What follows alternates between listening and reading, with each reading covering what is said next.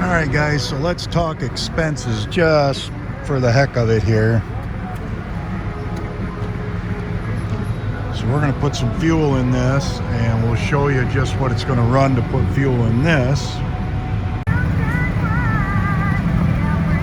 So as you can see, $2.59 is the cost to fill this up. It was basically down on about a quarter tank. All right, guys, we're at the big mothership doing some cleaning, getting things straightened up, and I figured this would be just a good talk about, let's talk finances, or let's talk expenses. So what I found by doing this, when I did the trip, I had about $4,000 that I had worked and made and set aside to make the trip. And I was expecting it to be really mellow on the fuel, but I paid as high as, because sometimes marina's all you could do, so I paid as high as $6 and I think it was 29 cents for fuel, and I paid as low as $2.96 for fuel. Now that wasn't a marina, that was in, regular gas station. But all in all, coming down about 2,300 miles is what I've done. We're looking at, as figuring everything out, it was basically about $1 a mile. That's really where it fell into, whether it was the little ski boat or whether it was that pontoon boat. They both hit about the same. I was running about $25, maybe $28 a day in fuel. But it basically came out to be about $1 a mile. And most of the time that was the problem, was because the fuel was so high. I always thought the fuel was going to come down, but it didn't. That's whatever, it is what it is. So I spent probably about $2,400 in fuel, a lot more than I wanted to. I wanted that to be half of that. Food, probably $600 in food, not that much in food. Food is not the thing. I fished quite a bit and stuff, and you can eat a lot of ramen noodles, a lot of soups, a lot of pasta, a lot of stuff like that. So that really wasn't any problems. I never had any mechanical problems really at all. The only problems I really ever had in mechanical really, or any problem really, was the pontoons leaking badly, and those could have been repaired if we could have got it up on the hard and let it set for a couple of days to dry out, and then a couple of days repairing it, and then a couple of days back in. But I had no luxury of that. If I was to do that at a marina, they were going to charge me $300 to pull the boat out, and then they were going to want a little bit of money, but then they're going to want another $100 to put it back in. So it was just not a feasible way to do it. I could not find anybody with a trailer. I asked quite a few people. I looked at trying to rent a trailer. I couldn't really come up with anything there either. So it really wasn't something that was super feasible there.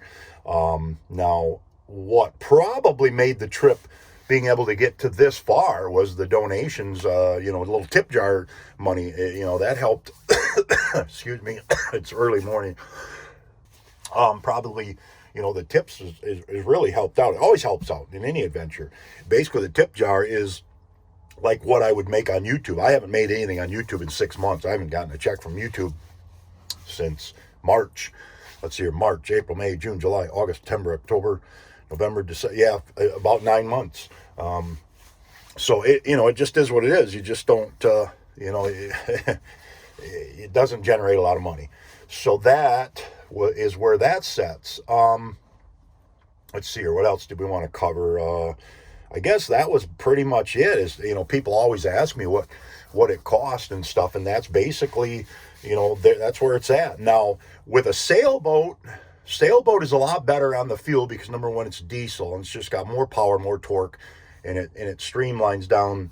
It streamlines once it gets going. The momentum and stuff is better. And it's a lot of times you can put the sails up at different times, and you can, if you got it in your favor, even down the river, it helps a lot. It helps out a lot. So there is a lot less fuel used in the sailboat. And then, of course, once you hit the Gulf, once you're in Mobile Bay, you can get out and utilize the sails all you want, and there's no fuel cost at all.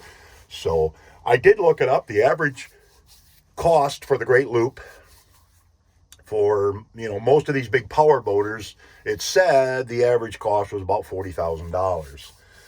That's probably about right, between marina fees, because they do almost all that. A lot of them anchor out, but marina fees, their fuel is just killer. They're getting about a half a mile to a gallon, maybe a mile to the gallon, where I'm getting a dollar per mile. But anyway, they, so their fuel, maybe some repairs, their food's probably pretty big because they eat out a lot, I'm sure, and stuff. They do cook, but they're just doing on a little bit more budget. They're doing on a retirement. If their retirement, say $80,000 a year, they're doing it on half their retirement. That's kind of how it is. I've talked with enough loopers that I know what their, cost is and what their budget is, because a lot of them have told me. So that's where that sets. And then now let me make sure this is recording, because what happens a lot of times is I fill up my camera here and for I end up filling up the camera for the thing there. But anyway, I'm going to try and get this up. It'll give you guys a little bit of a thing. And in the comments, you guys want to ask any more questions or whatever. Like I said, we've got some major trips coming up here that we're going to do. We're going to try and get this big boat. We got the big boat fixed. It was leaking something terrible. It's been leaking for 2 years. I couldn't figure out what the leak was. I just don't know. And to take it to a marina, I just don't have that kind of money. Those guys are running $140 an hour. I mean, they just don't monkey around. And I've taken it to see if a couple marinas would look at it, or mechanics or whatever. And this is in 1983. They won't even take it. They don't want anything to do with this, anything this old. But I think I got it cured from a couple of mechanics. It was the gaskets within the outdrive, and me and Brenton got that all done. We took a full day and we worked on that hard, and we got it all done. I got it all bolted back up, and everything's ready to go to be put in to see if she leaks. And I think we cured that leak. So that's where that's at. Let's see here. Yeah, we're going to do a couple of scooter trips, and we're actually going to do a scooter trip to Key West. And I think that's going to happen maybe. It's going to get really violently cold next week for here. Back where we're from, whatever that's what it is. But Key West will stay at a nice temperature, and I can deliver. And I really like to spend Christmas in Key West. It's just a much more festive place. It's just, Christmas is always, the holidays are kind of rough on anybody. You get a little bit depressed because you're not around your family or whatever, or kids or things of that nature. So Key West is great because you're going to sit there and watch that beautiful sunrise and beautiful sunset, and it's just a more festival atmosphere. And I think it's just a cutie place to explore. We're going to take our fishing poles, we're going to fish, we're going to camp and stuff. We're going to spend about 10 days, and then we're going to deliver food down there, or I will for sure, because I've got it took about 3 days to get my DoorDash and my Uber all up to date. They had to do all new background checks because they haven't delivered in like 9 months, so they had to get everything. And I got the scooter all on there and all the legal things, and everything's all good, so I can deliver on both those apps. So that's awesome to have that squared away. And I'm actually been delivering. I delivered yesterday. I'm going to do some deliveries today, and for the next week, pushing some money into the account, and we'll DoorDash. I'll DoorDash hard in Key West. I know I can go down there and make $1,000. I think. So that's the plan on that. That's where we're headed. That's what we're up to. Then we're going to get the boat in the water and try to get some things moving along with that a little bit. And of course, utilizing the boat or whatever. And then we'll try to get this boat sold in the spring if everything can be worked out, and we can get all the, the kinks worked out and everything, and get this thing gone, because we've got some other, we're just going to move on to some other stuff. I'm trying to find some kind of a little vehicle to be able to carry the scooter, and maybe a little trailer, maybe a little some type of a maybe a pop-up. I don't know, but you got to have something to be able to have as a base and live out of and stuff like that. But we'll be finishing the rest of the winter off, on the boat and stuff like that till spring. So, all right, I guess that's about it. I just wanted to get you guys up to, you can almost see your breath, get you guys up to date on what's going on, and talk what the finances, what it really, ran to, what it cost to get, 2,300 miles on the boat and whatnot. So a 4-stroke probably would have been a much better situation. A 30-horse 4-stroke, you could have just putted and sipped on fuel. They're amazing with fuel economy and stuff. So that would have definitely been a much better situation for sure. That would be how I would do it. The next time would be something that's maybe something like what Brenton's got, one of the Nimbles, those kind of boats with that 4-stroke, and you can just putt, sip fuel.